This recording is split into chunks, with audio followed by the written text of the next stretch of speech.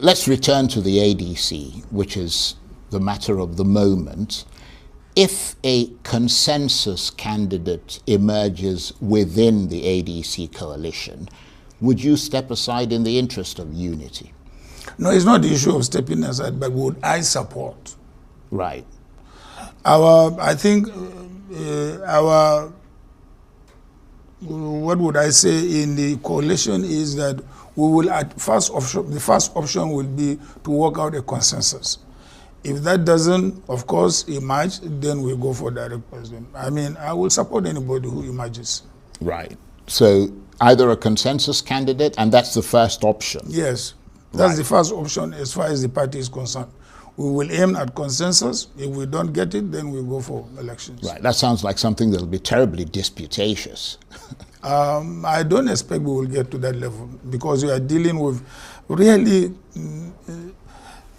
mature politicians and experienced politicians as well. But you're also dealing with people with huge political ambitions. Ambition, well, that's a different thing altogether. But we have all agreed that this is the way to save democracy in this country.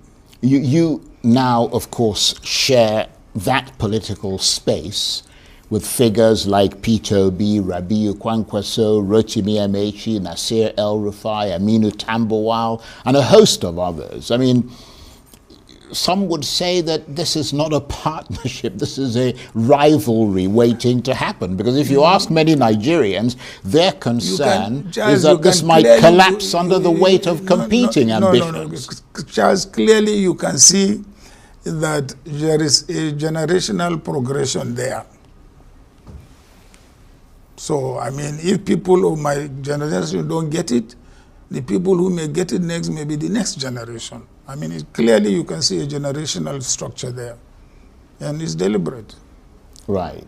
If it comes down to one ticket, which ultimately it'll come down to, will you step aside for somebody like... There is no question of stepping aside. What I'm asking, I want to ask you a direct question now. If it comes down to that single ticket, will you step aside for Peter Obi, for example, if he's more popular? Yes or no? I will step aside for any winner.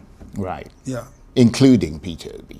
Of course, if he is a contender, why not? I mean, he was your vice presidential running mate. Would that make it a bit more difficult for you to accept him coming?